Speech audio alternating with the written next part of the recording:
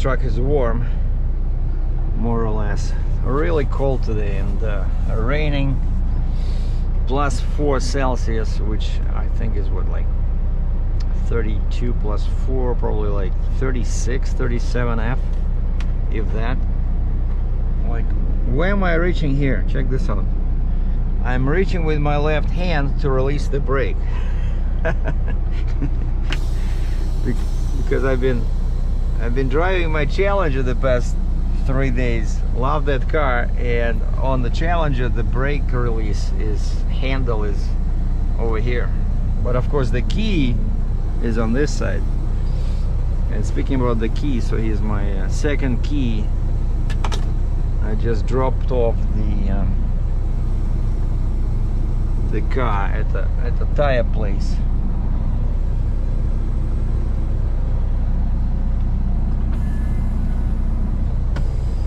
Quick brake check with my spike. Everything looks good.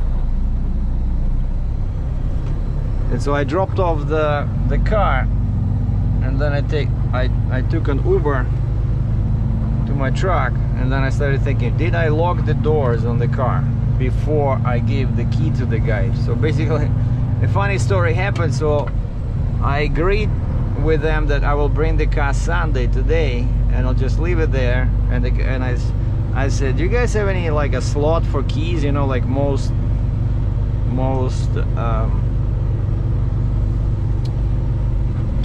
and this thing starts looking more and more like a minefield. Such huge potholes. Like, you know, most dealers, right, car dealers, they have a special slot where you can come in on the weekend and leave your car and put the keys in the slot. And this guy says, yeah, just put it in the, you'll see a little door on the, like a little window for keys.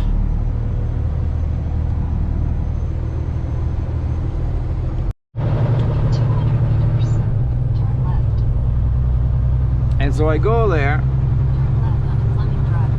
and I park the car. There's a bunch of spots, and I start looking for the key thing, right? And it started raining. It wasn't raining early in the morning, and then when I'm there, of course, it started raining. And I'm walking around in the rain, and I see they have cameras everywhere, like surveillance cameras.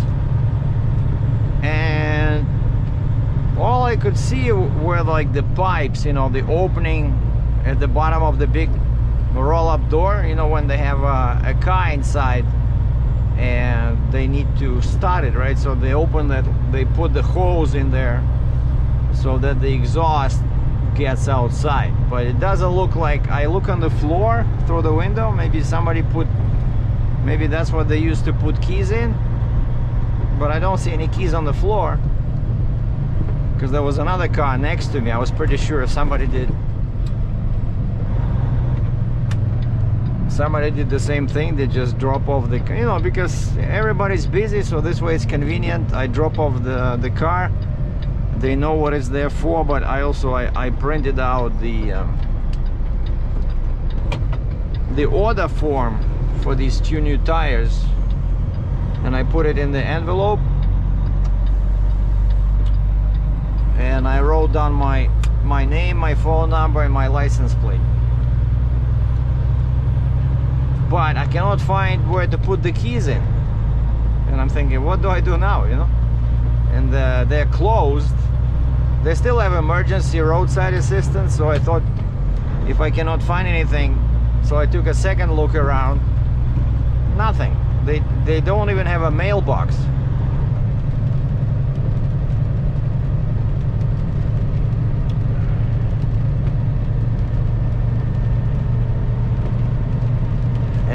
And then I see a truck shows up, you know, of the same tire shop with the same name on the door.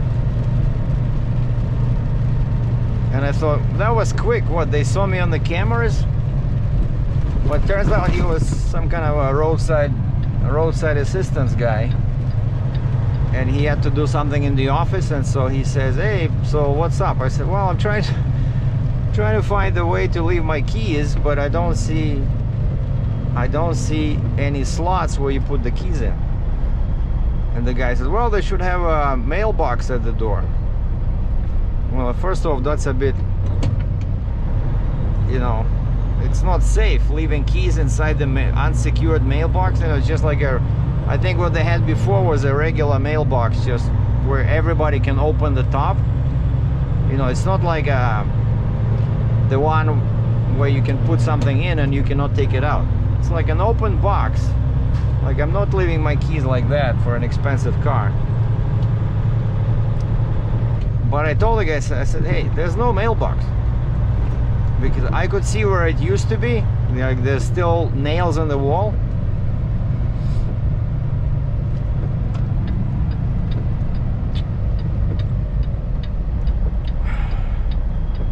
And he drives over, like I'm walking next to him with the open window, and we go to the main door, and he says, yeah, oh, they must have taken it out because of COVID. He did notice it, and so he says, okay, he says, I'm going in. You know, if you give me the keys, I can just put them on the desk there of the service advisor or service writer. And he says, they'll see it first thing in the morning. I said, perfect. And I said, let me just grab the envelope with a printout for the order from my car, and I said I'll put the keys in. And I ran to the car, and I remember I took the envelope, which was on the front passenger seat. But did I lock the car? Oh, I must have, but you know, I'm leaving on a long trip. I'll be gone like 4 or 5 days. I want to make sure, and that's what we're doing now. Like, the tire shop was that way, but I have to go back to the freeway to get to the border, so we're doing a little circle here for Cambridge, Ontario. This way I can stop right at my car on the side when I do a U-turn. And I'm gonna check if the car is locked with this key, because I got 2 keys.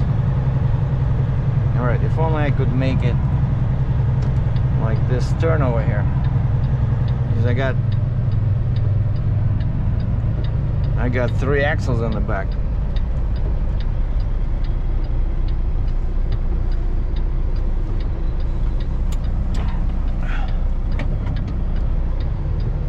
And of course the axle goes on the, wow, the axle went on the sidewalk.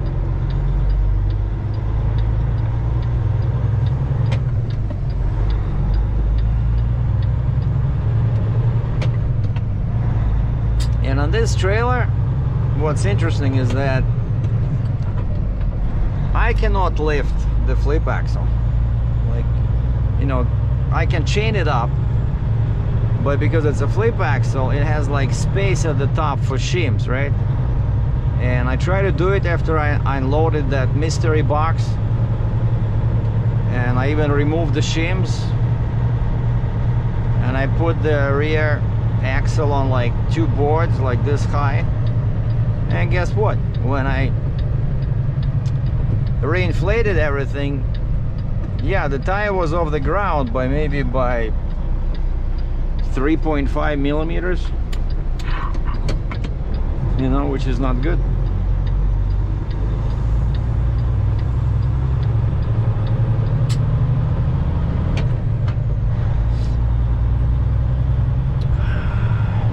Which reminds me, after I park today, I'm gonna put in a shim, because I removed all the shims from the rear axle.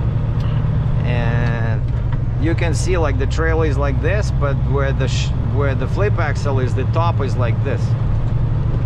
But for when you empty, it's okay. It's better this way, so there's much less pressure on the flip axle. But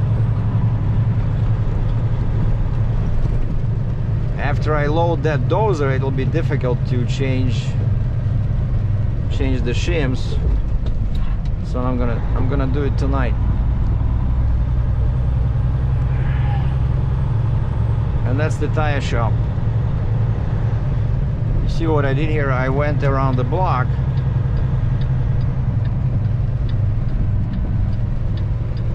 And that's my car over there.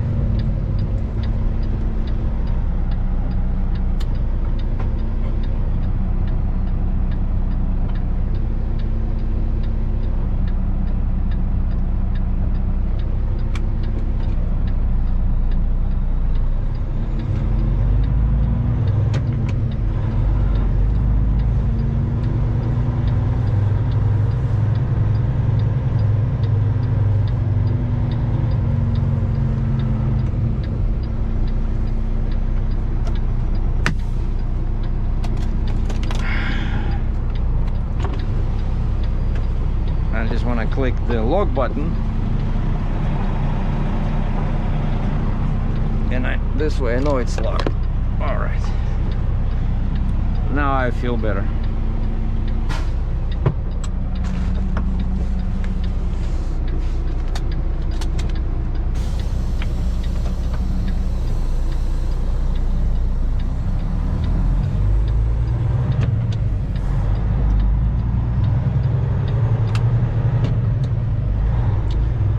So now let's go make some money. So some guy from Canada bought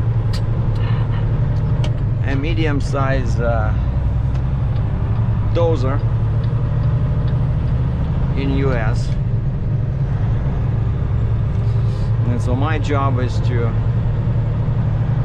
go there, load Monday and bring it back. And I'll be loading near, near Philly.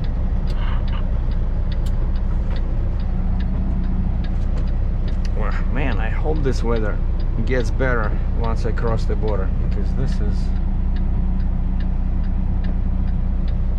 Alright, you want to know the prices in Canada on diesel?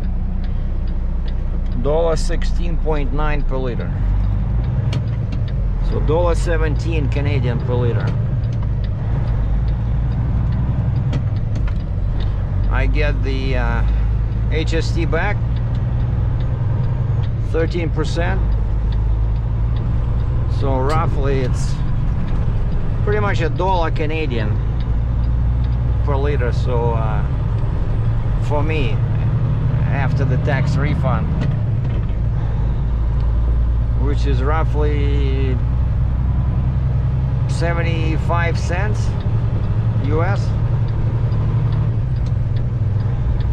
So it's very close to what the price is in US. And this is the spot where I like testing my car, you know. And there's a pothole in here.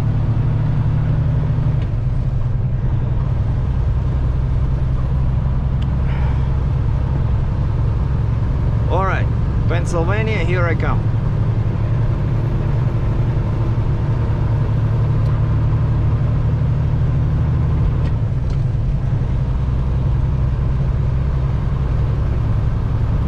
Look at this rain, man.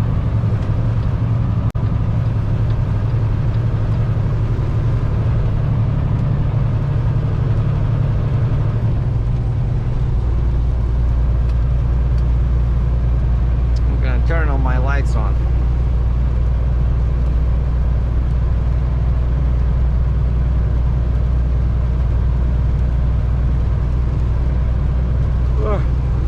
The guy stopped the car on the shoulder. He's walking around. Probably has a flat tire.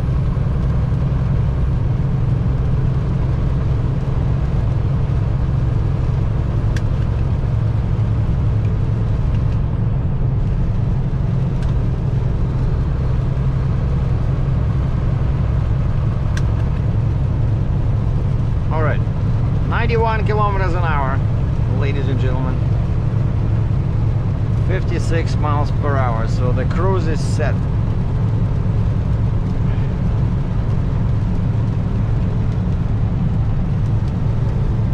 So from here it's about 100 miles, 160 kilometers to the Peace Bridge in the US border. And I prepared my empty manifest, printed it out, everything is cool.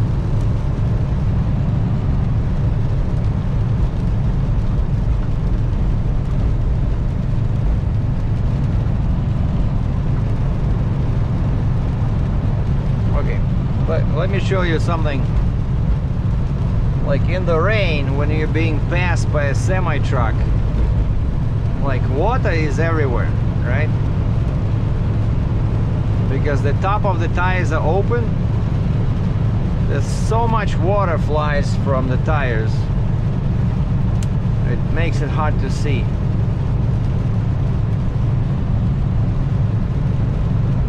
So there was a flatbed with a roll tight cover. Now we have a reefer.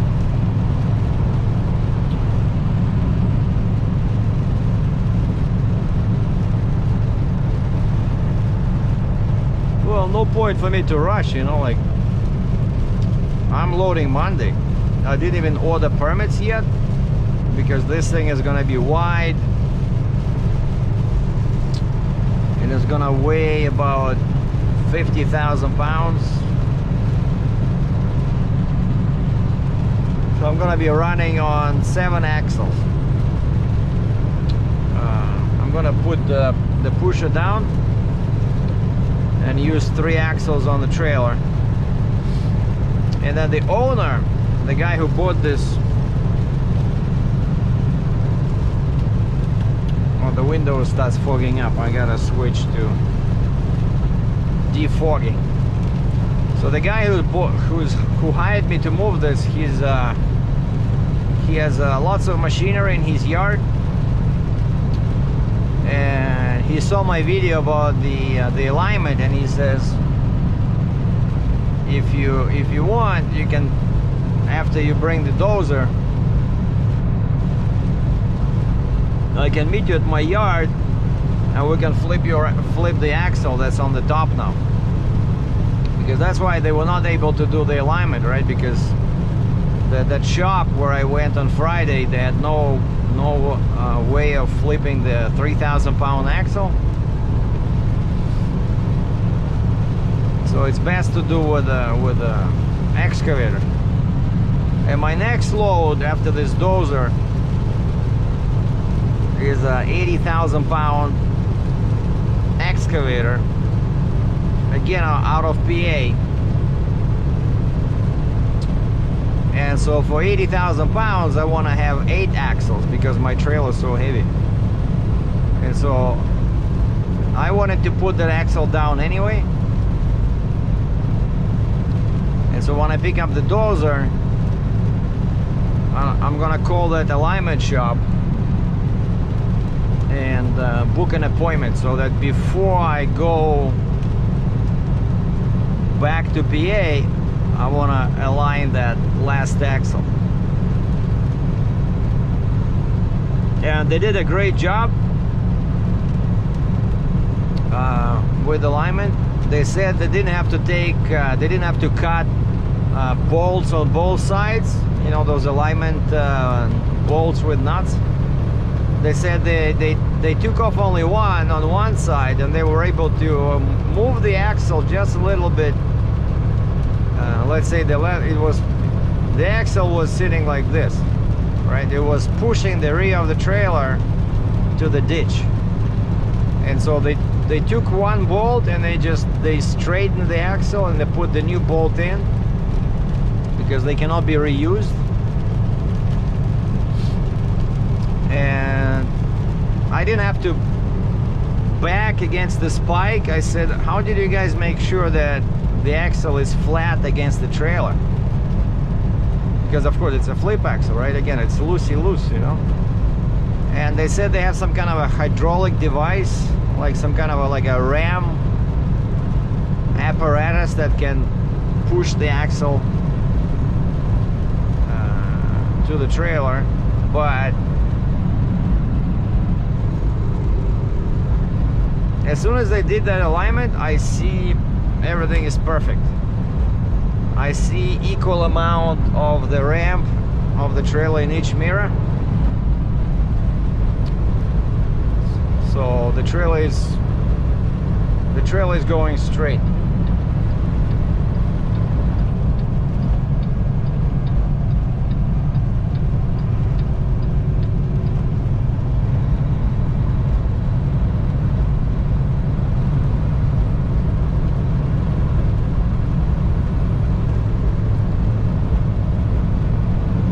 Wow. I am passing somebody. Usually that doesn't happen when I'm in a semi-truck. Only when I'm in my Challenger.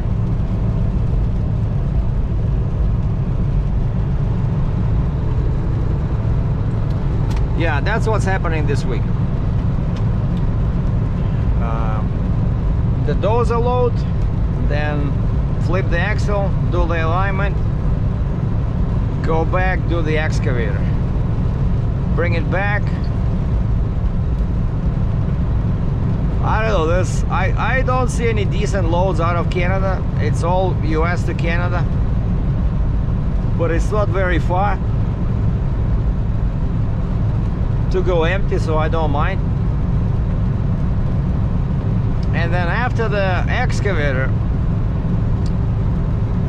adventure number 3 can be 115,000 pounds. I think it's 15 feet wide,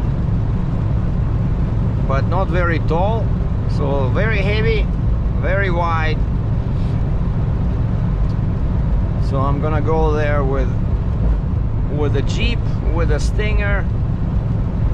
Oh, and the Stinger probably, I'm guessing next week it will be ready to, I mean the new flip axle will be ready for me to pick up. They should finish the inspection and get the plate and change the wheels. So I just need to drive back to the Fontaine dealer in Burlington and pick it up and bring it to my yard. And I think I'll have to hire somebody to put it down,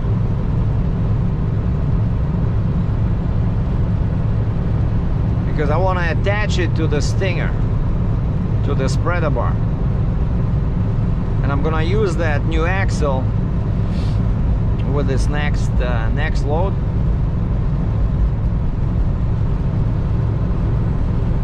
I mean, with this heavy load number 3. So yeah, very busy, very busy. People were calling me, emailing me, texting me, oh, can you do this, can you do that? So I started raising the prices a little bit, like especially for deadhead, because again, all offers I'm getting are from US to Canada. So people expect me to drive 5, 6, 7, 1,600 miles. Like one guy calls me, he says, we got a hot load here from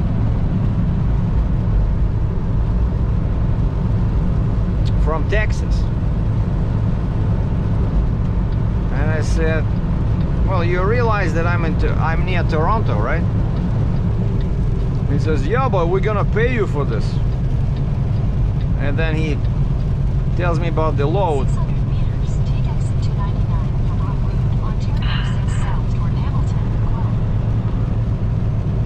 It is like 45,000 pounds, which to me right away says that it does not pay well, right? So they expect me to go 1,650 miles empty and then bring back some $3 a mile load. 500 meters, turn right onto Ontario 6 South. So I used to charge $1 a mile for empty deadhead. Now I changed that because that's not enough. No, I mean, usually it's enough, but when you have so many loads, Turn right onto Ontario 6 South. that's the, supply and demand rules. If there's not enough trucks and too many loads, you gotta start raising the prices.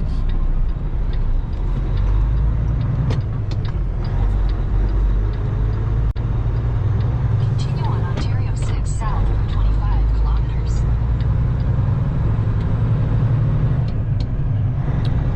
And so this is Highway 6.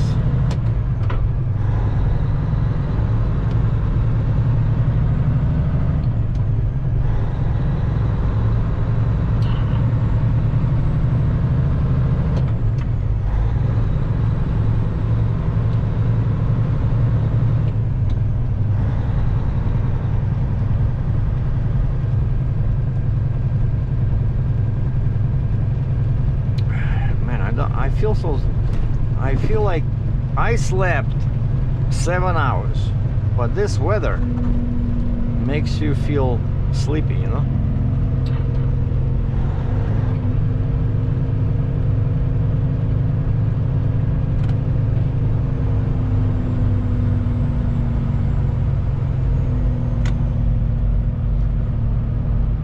Some guy is hauling two tanks on his flatbed, and the tanks have a hazmat placard in the back, so I don't want to follow too closely with that guy.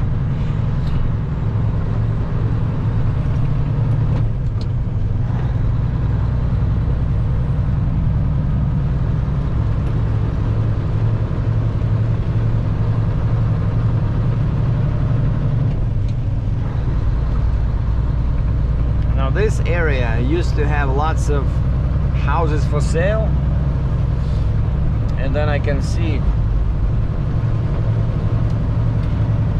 new people started coming in because I've been driving this Highway 6 forever, and there seems to be lots of land because who wants to live next to this busy Highway 6?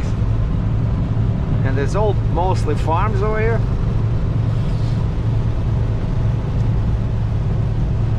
And it's not a very good spot unless you have a car, because there's just one restaurant. I don't know if it's open. There was like one Chinese restaurant on the corner. I think there's some kind of a convenience store. But if you want to buy, real groceries, the nearest store you have to drive like 20 kilometers into Guelph, or 30 kilometers south this way to Hamilton.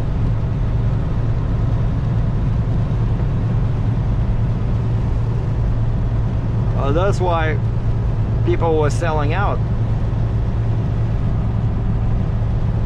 But you're right next to the freeway. That's the beauty. You saw how I came in from 401.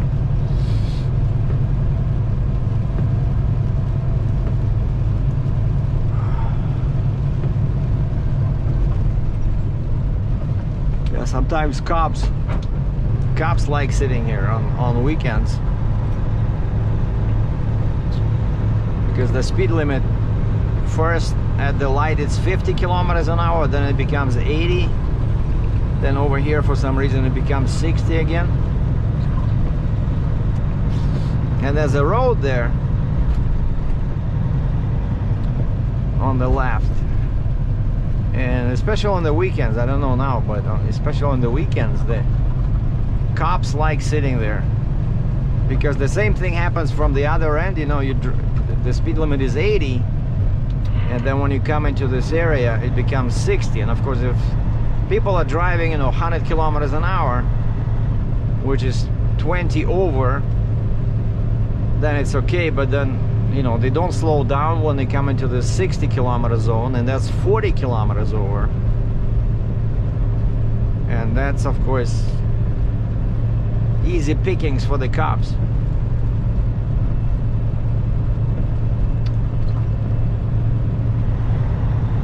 Yeah, they like this spot, this road over here, Meadow Road,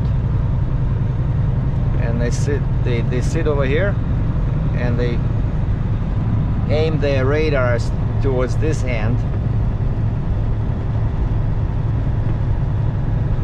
But I guess they're sleeping in this morning. Well, who wants to work in a weather like this?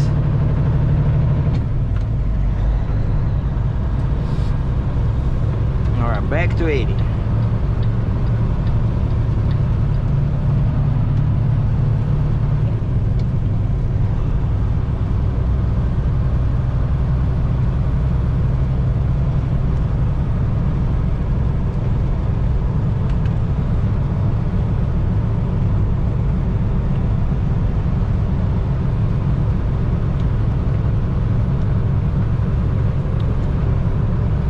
Go like this for an hour and a half, but I'm gonna hit the freeway in 10 minutes, like a divided freeway.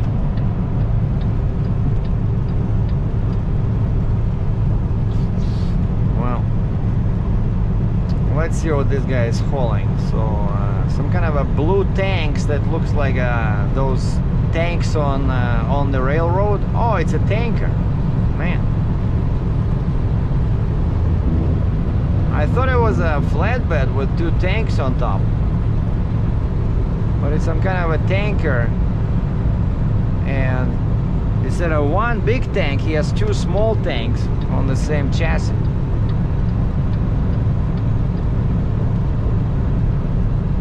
And it says chemicals. It's no chemicals, I know what it is. It's probably either beer or moonshine. And then they slapped the hazmat placard on the back so that nobody harasses them.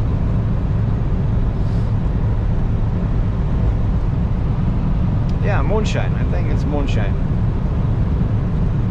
I could smell it in the air.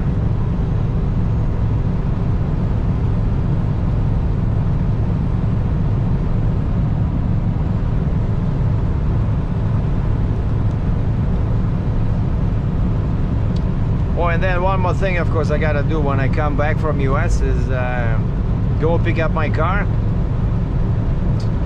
And I did the first part of the video kind of like before, about the Challenger, where I talk about tires and I show the rear tires. And now when I come back, I'm gonna do the second part of that video after.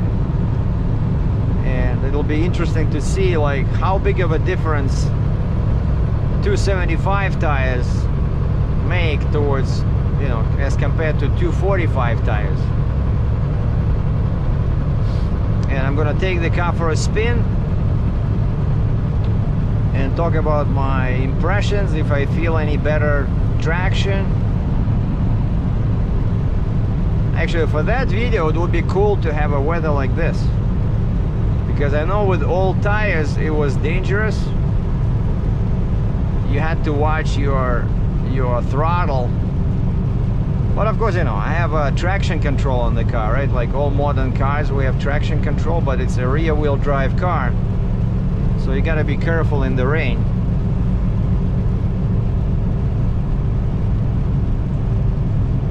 And I put the old tires from the Challenger online for sale, but those I found them online like new, because I need to find out how much they cost, right, in order to offer them for fair price. Used, they have 18,000 kilometers on them only, which is what, 12,000 miles. So they're pretty much like new, just finished breaking in. And so I found out that those tires new sell for about 270 Canadian per tire, 270. And so I put them online. Most people are looking at least at 25% off. And I put them online for 175 Canadian, 175. But of course, you know, you want to start high because then you can always go down. But if you put like a low price, like let's say I'm actually ready to sell them for $100 each, but if you put $100, then next thing you know, people will be emailing you, offering you $50. You know, the people are nuts online. And so I put 175, hoping maybe somebody will buy them for 150.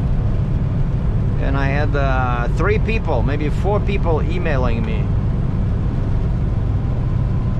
asking about the price, because at first I did not put the price. I just, you know, I just said contact me. But then they all asked me like, what do you want, how much you want? And I researched how much the new ones cost, and I was able to come up with the price. So I'm thinking that tire should sell for somewhere between 100 and 150 Canadian per tire in this condition. And I drove the car very little.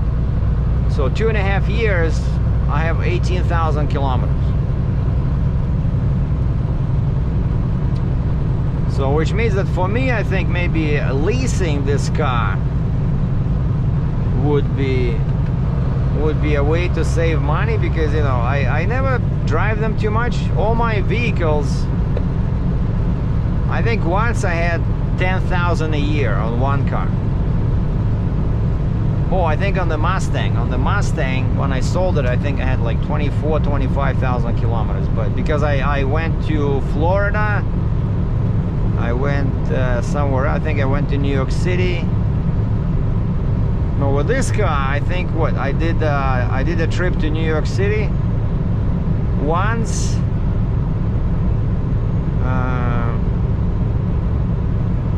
Yeah, that's when I got that my only speeding ticket I got in Buffalo for a very minor violation,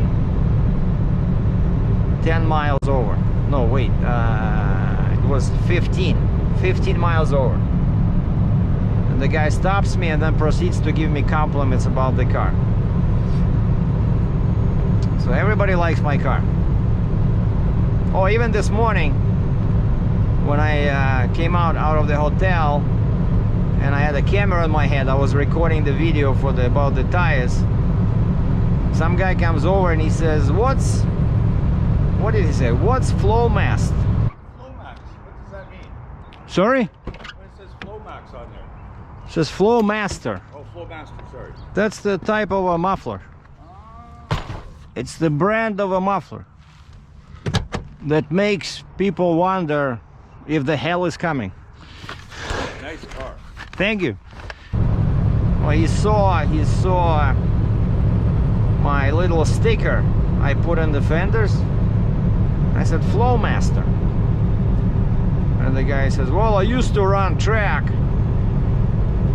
so what's a Flowmaster? So a guy used to race, and he does not know what a Flowmaster is. So I give him a quick lecture, and then we parted ways.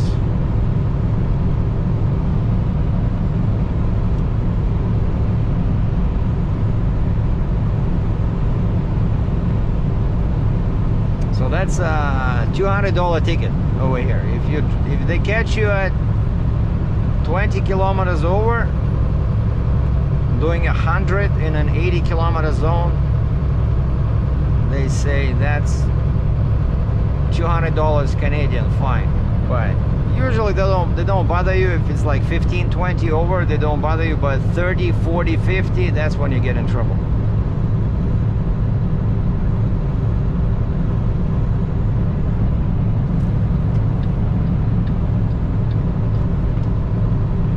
I cannot see anything behind that guy, and there's a light here, you see. I gotta be able to see the lights.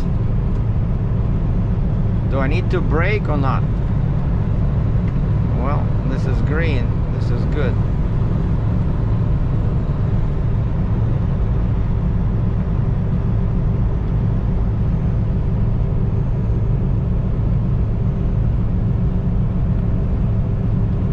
So the Easter is next week, so the spring is coming, but it's like a couple of times it was plus 20 Celsius, which is like 70 F, and now it's back to winter, plus 4. I'm wearing 2 pairs of pants again because it's so cold, especially when it's raining.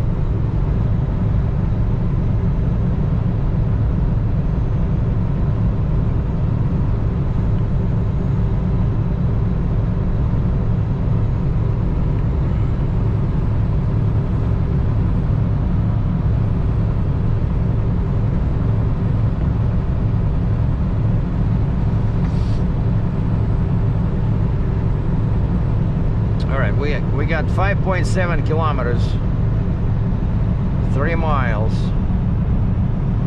to 403, the real freeway.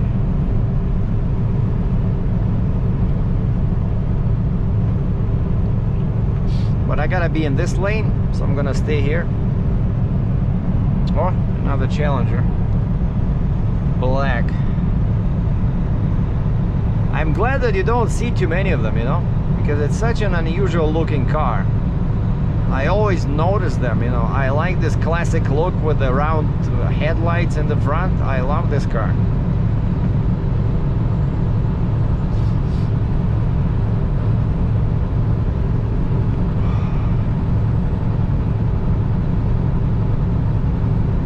Yeah, I thought of maybe upgrading, you know, to a Hellcat.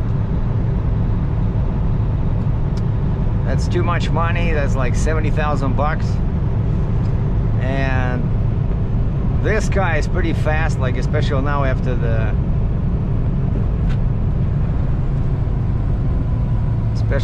long tube headers. So you gotta be careful in this rain.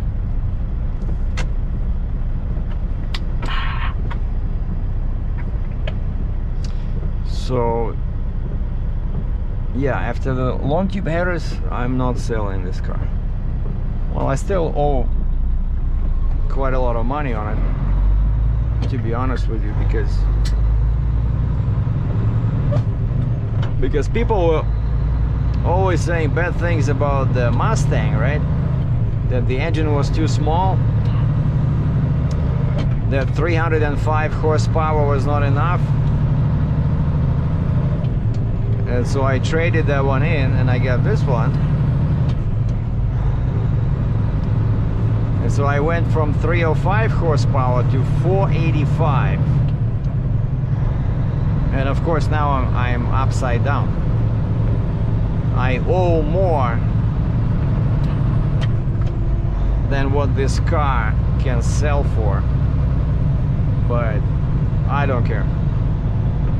I'm keeping this car.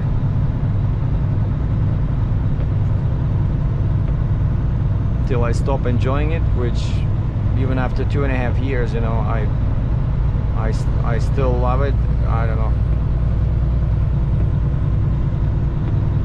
Actually, there's a channel on YouTube. I'm watching this guy.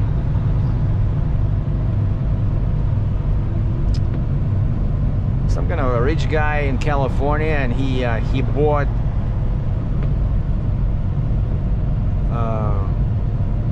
5.7 liter V8 Challenger, like the cheapest one. Well, no, the cheapest is V6. So he bought a 5.7 and he drove it for, I don't know, 2 months, and then realized he made a mistake. So he bought a Scat Pack, kind of like my car, 6.4 liter, 485 horsepower. And then he drove that one for 5 months, and of course each time you go deeper into the hole, you go deeper upside down, because you just got the car, so you know. And so he traded that one in for a Hellcat, and not just any Hellcat, but Hellcat Red Eye, which is totally crazy. And now he's doing videos about that Hellcat and saying how much it cost him, you know, in fuel. And and expenses, and I can see that, like especially Hellcat, when you get out that red key that unlocks the full power, it's very bad on fuel, you know. Like, yeah, I don't care too much about fuel mileage, but you know, if you're getting like 5 miles a gallon, I don't like that, you know. Like, so you have to, 600 meters, keep left at the fork. no, because Signs for Toronto. that's really like a race car, right? So I'm pretty sure I don't need 700 horsepower because my wheels are spinning with 500 horsepower. And that's why I'm getting the new tires. Keep left at the fork. Oh yeah, but what's funny is that then this guy decided to get into Continue on Ontario 403 east for 6 kilometers. some real performance cars, and he was looking at Lamborghinis, and the only Lambo he could afford was 15 years old, 2005, and it was like 90,000 US, but it looked like brand new. I think it had like 20,000 miles on it. So somebody had it, some kind of doctor, a couple of people after him, but so you know, he got a great deal. But now he has the Hellcat, and so Meters, merge onto Ontario 403 east. people were asking him, "What are you gonna do with the Hellcat?" And his answer was interesting because he says, I think I want to sell the Hellcat and buy a wide body Charger RT Skatback 392. He says, I think that's the best kind of like bang for the buck. And that's the car I have. Well, not the Charger, I got the Challenger, right? But you see, the guy wants to go back to 6.4 engine, because I'm telling you, this Hellcat, it's too much. And so I also agree that I think that the 6.4 liter engine is perfect. 500 horsepower, I'm pretty sure that's what I have after all these mods. So 500 horsepower is more than enough for a street vehicle. You know, all these guys, right? What do they have? Maybe 200 horsepower, 150. That guy probably has 105. And you know, all these cars are light, 4-cylinder. They still can do, you know, 150, 170 kilometers an hour.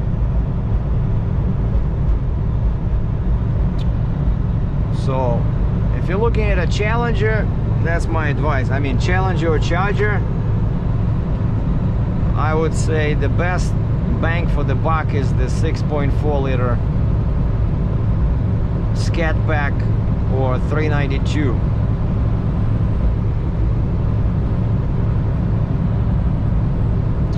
All right, so this is 403.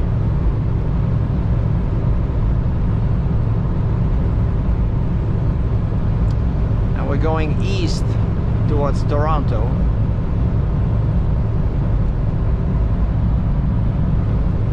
Oh, my flip axle is still there. That's always good. I can see it in the mirror on the top. I think I gotta... Oh, maybe that's why this weather is kind of like sleepy weather, is because I didn't have coffee in the morning. I only had a decaf.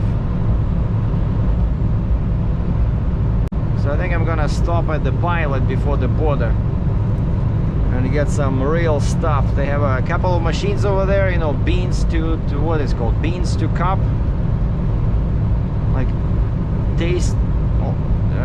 That coffee tastes almost like Americano because it's freshly, you know, ground. In 800 meters, use the second from the right lane to stay on Ontario 403 east. People are driving behind me, nobody's passing me. I don't know what's going on.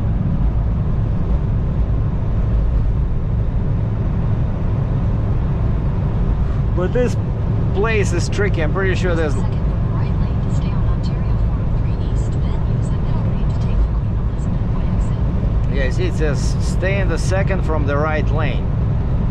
Because this lane, it's very confusing. Whoever designed this junction, I'm not sure what they were smoking, but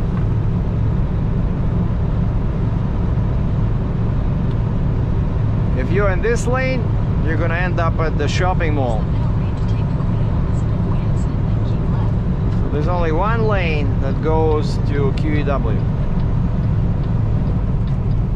Keep left. and it's a very sharp turn over here. Especially if you're loaded, like a flatbed with a top load. I recommend 80 kilometers an hour, 50 miles an hour.